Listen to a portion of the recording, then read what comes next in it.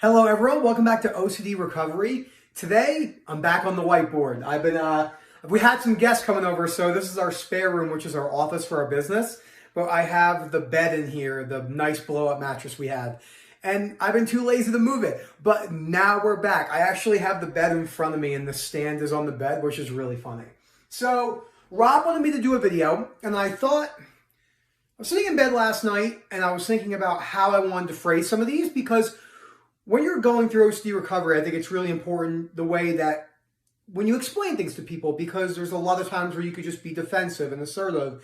And then what happens is we all see this. When you're angry with someone because you have a belief that they must understand, so you spout the information at them in a pretty irrational way, most people, almost everyone, doesn't respond very well. So this is why when I do these videos, they're really good for me, especially on my anger recovery journey from my irrational beliefs, looking about how can I, make sure that the person listening to me, understands as best as they can. If they don't understand, how can I go about maybe trying to explain with them? And maybe we're not going to agree on everything, and that's okay as well. But before I go any further, if you could please subscribe down below. As I say in all the last videos I've done, new videos going up every single day by myself, other moderators, new people on the journey, Rob, stuff like that. Okay, so I called the video 10 tips for OCD recovery. Now, before I go any further than that, we do know, and we do like to say that anytime anyone's trying to sell you on a tip, like get recovered in 7 days, it's something you really want to stray away from. I'm just calling it tips for the context of the video, but the tips that I have listed are really in-depth topics that take a little bit to adapt. So I have 5 basically things I think are very important for the OCD recovery journey. And then I have 5 general myths that I see still consistently throughout the OCD community. And I got my coffee here in my Christmas mug in the middle of summer. So, okay. Number 1, the reading list. So, I know a lot of people who follow the page, I've had conversations with, and they kind of just going up and down, or they're really stuck, and they'll do everything but read the reading list. So, the books on the reading list, especially How to Stubbornly Refuse to Make Yourself Miserable About Anything, Yes Anything, and The Myth of Self-Esteem, because so many people suffer with chronic guilt and shame until they develop unconditional self-life and other acceptance, or they have no platform to latch. These books are super important. Now, there's a couple things I wanted to say about the books and the ideas about when you're reading them. So I do suggest getting paperback copies. Ebooks, a lot of people just sit in bed and they'll just skim them. And you can do the same thing in a book, but there's something about having the paper in your hand, to me, that makes it a little bit more worthwhile, per se. And take your time. In the beginning, a lot of people will just want to read the books fast, quick, really quick, get it over with. Boom, boom, boom. If I read this book, if I read all 5 books, I'm going to recover. I think me and Brianna were the same way. I read all 5 books in 3 weeks. Not good. I have to go back and read the Myth of Self-Esteem again, because I really skimmed that book, because I was like, oh, this doesn't apply to me. When, as Sadie has talked about, that book applied to her the most, and that book also applied to me the most. I really don't accept myself unconditionally, which is okay. I can accept that. It's a work in progress. So highlight, ponder, maybe a chapter a day, 2 chapters a day. Don't be reading 1/3 of the book in one shot when you're chronically suffering. And then show yourself some self-compassion, because if you're really stuck, I remember my sensations were so vivid, just boom, boom, boom. I would be reading The Matrix. It was boom. And I had to do as best as I could with what I had. So that's really important. I don't know anyone who's reached full recovery, like someone like Rob or other people Rob has worked with, or have made tremendous progress, who haven't put great validity on these books. So just think about what I said. These books are really important. So willing to do whatever it takes. Oliver did a video on this, which I thought was really great. I watch everyone's videos on the YouTube channel. I'm an A-type personality. I like to go all in. I also like to play poker, so I like to go all in on that too, and all my friends make fun of me. So that's a totally different topic. But Oliver did a really good video on this, and it's just very important. That attitude of, I'm going to do whatever it takes for as long as it takes. It might take me 5 years. Let's say it took me 5 years. When I first met Rob, he said to me, I still remember it, clear as day, if I told you were going to stay just like this for 3 years, could you do it? I said, absolutely not. Now, I absolutely could do it. So it won't come easy, and it's a perspective shift. It's going to take some time to adopt that attitude. You're not just going to be chronically suffering and automatically think, this is why we kind of stray away from the traditional self-help and think positive and thoughts are thoughts type stuff. It's really simplistic, and unless you're chronically stuck and really understand what that's like, a lot of that stuff is surface level. It can have some benefit. Obviously, we know having a positive mindset is really important, but people will just be like, be positive all the time. Nothing's wrong in life, and things go wrong in life all the time. So, number 3, this one's really, really important. Excuse me. And that is a total change of lifestyle. What do I mean by that? I'm actually going to put my coffee down. So, Rod made a post not that long ago talking about the importance of changing your entire lifestyle around OCD. Kirsty has talked about this as well. OCD recovery is like, I got a buddy, okay?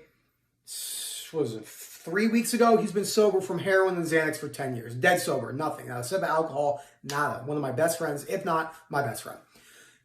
He's a good person to talk to because OCD recovery and addiction recovery in the long term, you still have to maintain it. Humans are fallible. We could slip back into those old ways of thinking, easier said than done. So this is something that's going to have, a couple different things, changing your habits. I've never met a single person who has made tremendous progress with OCD recovery that's still sleeping in until 12 o'clock every single day. Isn't this to mean that you have to wake up at 5 o'clock in the morning every day like I thought I did? But having a balance is key. Everything I'm going to go over is key. Exercising maybe a couple days a week, 3-4 days a week, doing some cardiovascular activity, socializing with friends if you can, now that in certain countries the pandemic is fully lifting. It's fully lifted here, so that makes it nice for us. And that mindset and that perspective, these are not just tools for OCD recovery. These are tools for life. These tools are really, really, really important.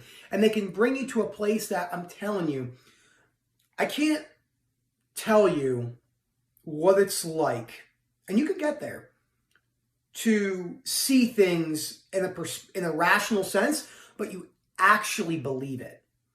I will say this. There are people out there like Allie Grayman. She's made some tremendous points about it's going to be faking it in the beginning. And I do agree with that. And Rob has talked about that well. It's really true. It's, it almost feels like you're faking it. And it absolutely is until you start adopting those perspective shifts. And that's when really cool things start to happen. Number 4, time. This is going to go over into one of the myths I have over here too. Time is on your side. You have a lot of time. So let's say I'm 31. I turned 32 on November 28th. Happy birthday to me. Woo. So let's say it took me another 5 years from this date to recover. I'm 37. Well, that was about to live till I'm 96. That's 59 years. It's a long time. Maybe I chronically suffered like Paul David for 10 years, but he lives 50 more years. So it's a perspective shift. Time is on your side. And everything I'm saying here, it's not going to come easy. It's going to take there's going to be moments. You're going to have lots of ups and downs. Everything I'm saying right now is going to come with hardships. Some people will have it easier than others. What's easy to others might be harder to others. This is why it's not good to compare yourself to other people. My wife terms it comparative suffering. I think she got that from Brene Brown. And I really do think a lot of us tend to do that naturally so. Compare the suffering with medications we're taking, with the types of fears we have. Oh, I have breathing OCD. It's worse than saliva OCD. But to that person, it feels as real as it's going to get. Like when Hannah was really suffering with ROCD, probably felt just as scary as when I was super afraid of my saliva and my swallowing. Exactly the same type of fear response. So time is on your side. Number 5. This is the most important one that I started. You're going to have to look at the core fear. Okay? This is going to transition into the myth number 2, which means you don't have to go into the context of the thought, which I kind of touched about yesterday in a video that isn't up yet about when to go into the context of a thought and when not to, because this is a really minute detail situation, and it's not so black and white. So looking at your core fear, let me give you an example of that. Even when I was in incredibly good physical shape, I was walking around with 7% body fat. I was completely, utterly shredded to the bones, and I was pretty healthily balanced. I wasn't doing anything drastic. I'm very educated, I would say, on macronutrient intake, so I had the balanced lifestyle. I didn't accept myself because my core fear was, what if no one approves of me? What if I don't look a certain way to get ladies or females? Unfortunately, that was the thought process I had for 15 years. And what if I, gain some weight? And I couldn't accept that about myself. At the time, I believed I couldn't. So that didn't unlatch, and it still didn't unlatch until it's still pretty locked. After 18 months of working on this, I did exposure after exposure after exposure, taking my shirt off in uncomfortable scenarios, gaining some weight, looking at myself in the mirror. It didn't change that core fear. That core fear stayed locked. Oliver does a lot of videos on why it was so important to go into that core fear. So this is a good transition into the 5 myths. The first myth is something I heard very recently. I'm not going to say anything more than that. But it is, you can make yourself experience OCD. This is a pretty fucked up statement and comical to me. It just shows how crazy some people may be. So you cannot make yourself experience OCD. If you have OCD, I can't just sit there and say, all right, I'm going to imagine what it's like to have existential OCD. Okay, think of a memory in my past, lock onto it. It doesn't work like that. You have to be, whether it's genetically predisposition or your cultural background building you up to those belief systems, and then it chronically latches. For me, I didn't like feeling uncomfortable in anything. I didn't like uncomfortable situations, physical feelings. Why do you think somatic OCD latched? Think about that. People with ROCD really might value relationships. OCD is like, oh, really? Da-ding. Hook it, crack it over. So this is why you can't just, and if you don't have OCD, this is a really asinine and dangerous statement to say, especially if you're working with people. You cannot make yourself feel OCD. That's like me saying, I can make myself feel right now what it's like to have my legs blown off in Iraq. That's not a real thing. And it's a dangerous thing to say. It really is. You don't need to go into the context of the thought. Where are we at? 12 minutes? I've talked about this in previous videos. It depends. You don't want to walk around all day going into the context of the thought, because that's avoidance compulsion, reassurance behaviors, and stuff like that. But the core fear, so the core fear for me, if I was stuck forever noticing my sensations, it would ruin my life. If I didn't look a certain way, it would ruin my life. If people didn't accept me, it would ruin my life and my self-worth. Those were my main fears. I needed to look into them in a non-compulsive way. If anyone's telling you that thoughts are just thoughts and floating around is going to be the answer to a lot of chronic lashed OCD, especially weird ones, I'm talking like, again, everyone's fear feels just as real, but sometimes the exposures and the thoughts are thoughts, it doesn't work nearly as well for, say, false memory, real event, existential, severe POCD, certain types of somatic OCD, if not all somatic OCD, solipsism OCD. Some of these ones you can't even like build exposures for because they're all basically mental rumination compulsions. So, timelines for OCD. I heard someone say recently that if you're at a year and you're not seeing improvements, then what you're doing isn't working. That is a black and white ridiculous statement. Every single person's journey is going to be different. I know people who chronically suffered while working on recovery for a couple years. Not 20, but a couple, 2, maybe 3, until they really start to feel those perspective shifts. Just because something isn't working right now doesn't mean you're not building the belief system for the future. Just because something isn't working right now does not mean you're not building the belief system in the future. This is really important stuff, ladies and gentlemen, because there's so much garbage information out there. Rob says it the best. Most people that say they work with OCD, that are experts, know enough about OCD to put on the front, maybe the back of a playing card. It's an unfortunate scenario. There's nothing wrong with it. It's just life. And we have a belief, especially in the research world, that like research is key. It's not that way. And a lot of people that do that use it as a conditional acceptance to make themselves feel better about themselves. You know who did that? Me.